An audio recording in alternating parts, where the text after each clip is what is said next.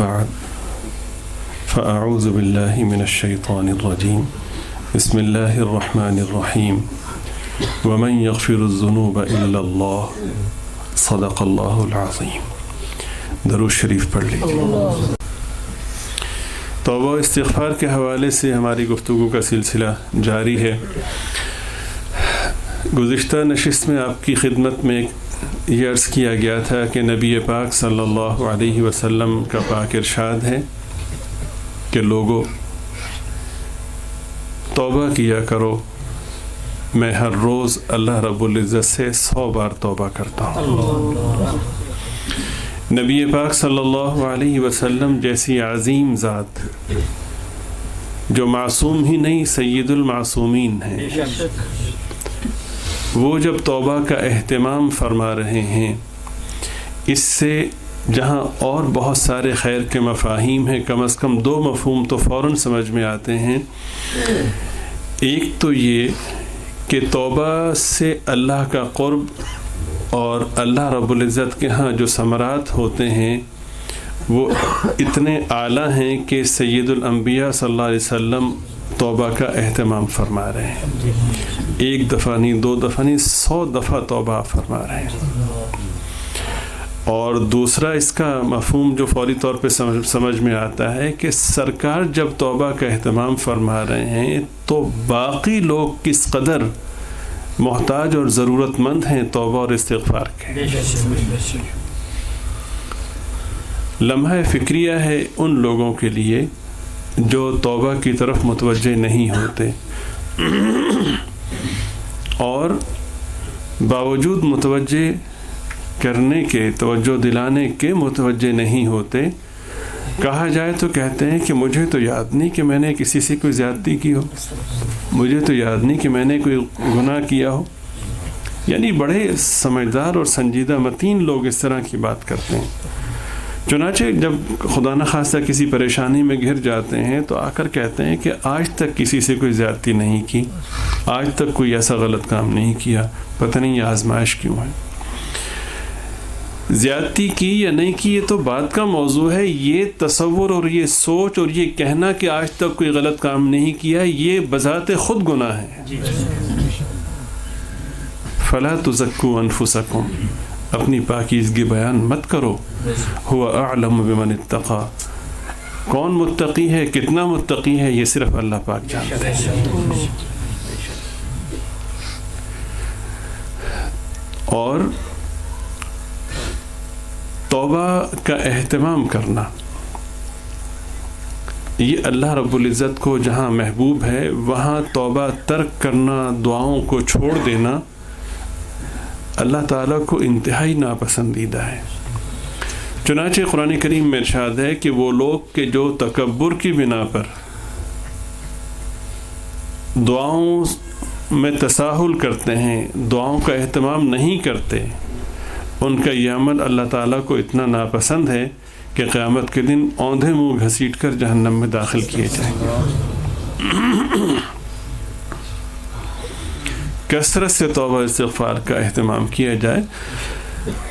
اب یہ کہنا ہے کہ جو گناہ گار ہے وہ توبہ کرے، جو گناہ گار نہیں، یہ تو تفریق اور تقسیم ہی غلط ہے، تشریح ہی غلط ہے، اس لیے کہ کلیہ بیان فرمایا ہے نبی پاک صلی اللہ علیہ وسلم نے، اور وہ کلیہ اللہ کی مشیت سے بیان کیا گیا کہ کل بنی آدم خطاؤن، ہر شخص گناہ گار ہے۔ وخیر الخطائین توابون، اور بہترین گناہ گار وہ ہے جو توبہ کرنے والا ہے۔ اللہ تعالی ہم سب کو اپنے کرم سے سچی اور سچی توبہ نصیب فرمائے، اپنی ذات عالی کی طرف متوجہ ہونے کی توفیق عطا فرمائے۔ توبہ میں رکاوٹ ایک یہ بھی ہوتی ہے کہ ایک شخص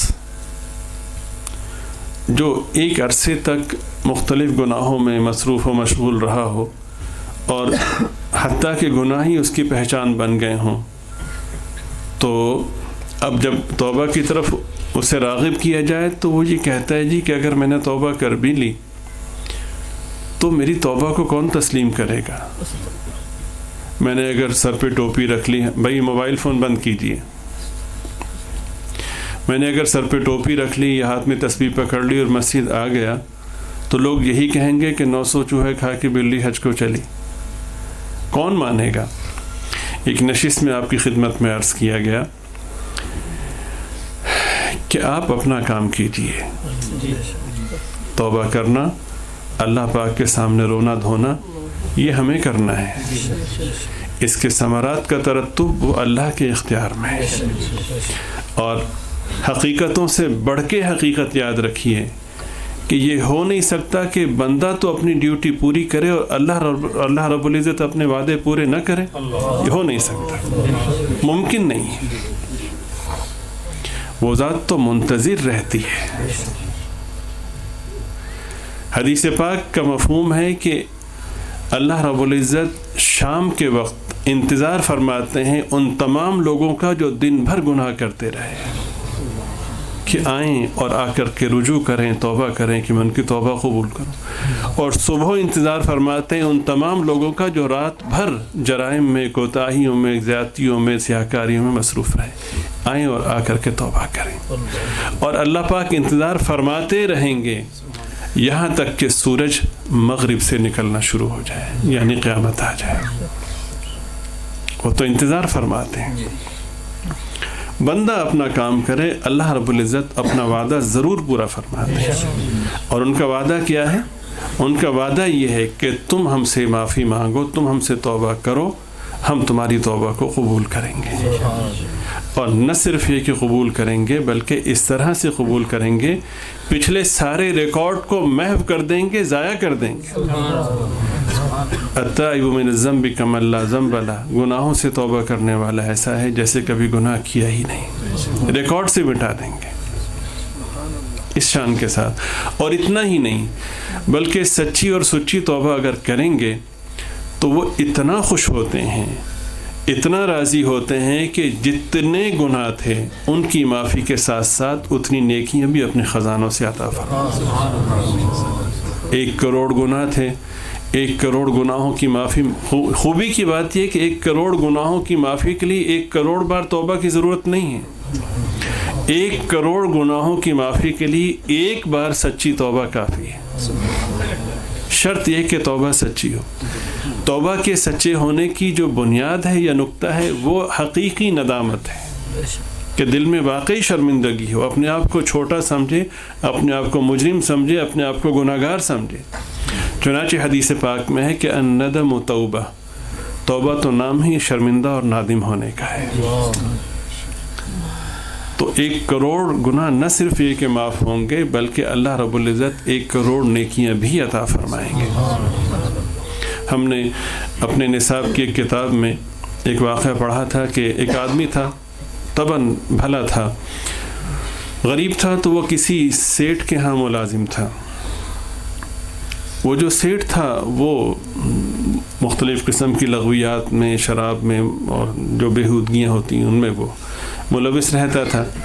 اس کا دل تو بہت چاہتا تھا کہ میں اس کو سمجھاؤں، لیکن جو فرق تھا اسٹیٹس کا وہ رکاوٹ تھا. ایک دن اس کے خاص مہمان آئے تو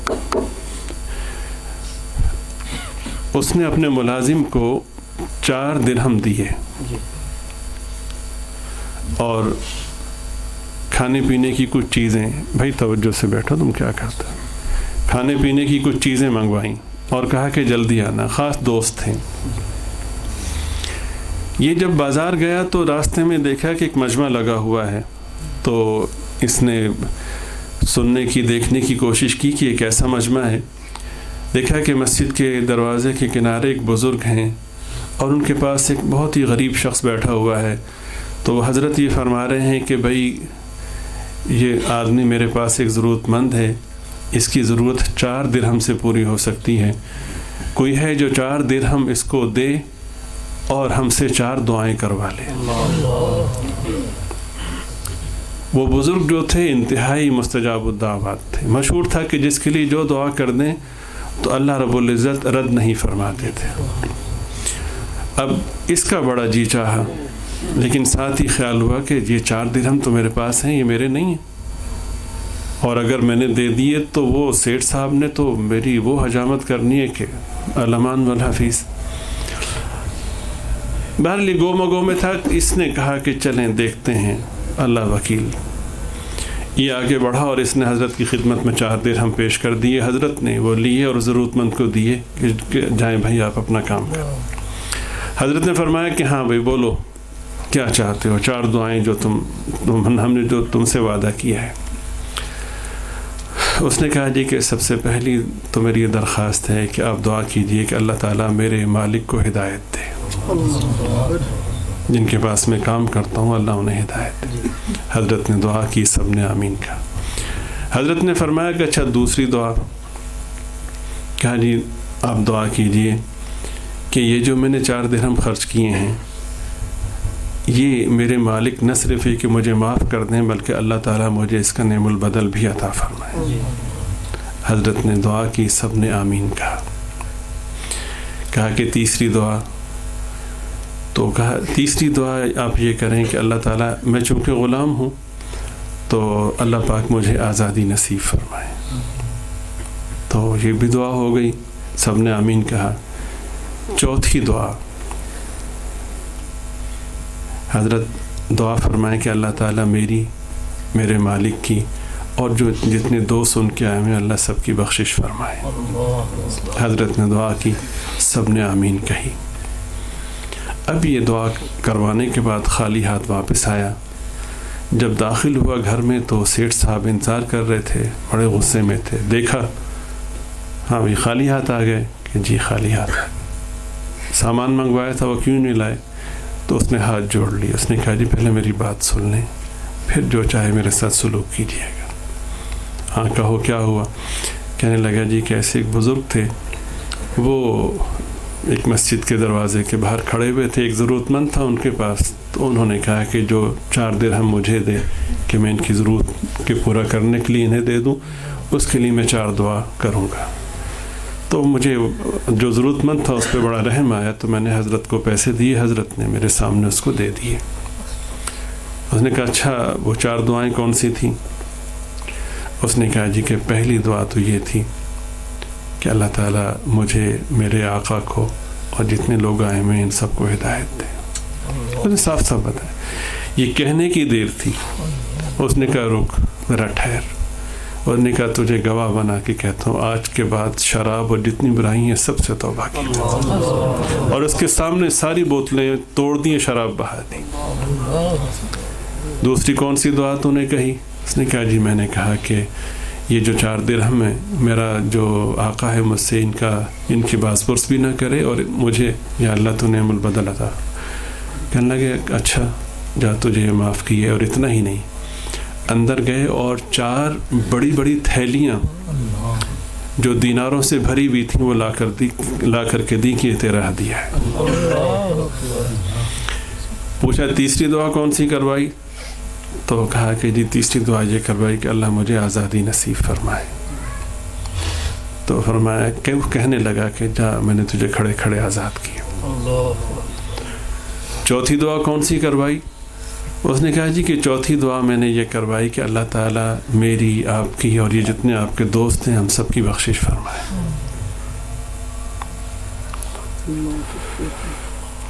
جب یہ بات کہی تو وہ رونے لگا.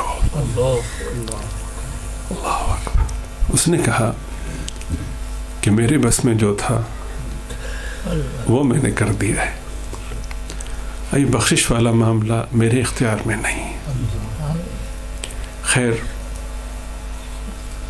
وہ خادم بھی روتا رہا اور مالک بھی روتا رہا. رات کو جب سو گئے تو خادم اور مالک دونوں کو ایک خواب نظر آیا. اس خواب میں اللہ کی طرف سے کسی اعلان کرنے والے نے اعلان کیا اور کہا کہ یہ کیسے ہو سکتا ہے کہ جو تمہارے اختیار میں ہو وہ تم کرو اور جو ہمارے اختیار میں ہو ہم اسے نہ کریں. سنو, تمہاری بھی, تمہارے خادم کی بھی اور تمہارے دوستوں کی ہم نے سب کی بخشش کر دی. تو یہ رکاوٹ نہیں ہونی چاہیے کہ میں نے اگر توبہ کی تو لوگوں کو کیسے پتہ چلے گا؟ سب سے بڑی بات یہ ہے کہ لوگوں کو بتانا مقصود ہی نہیں۔ دوسری اہم ترین بات یہ ہے کہ جب کوئی شخص اللہ کا محبوب بن جاتا ہے تو پھر اس کی حفاظت، اس کی عزت یہ اللہ کی ذمہ داری ہوتی ہے۔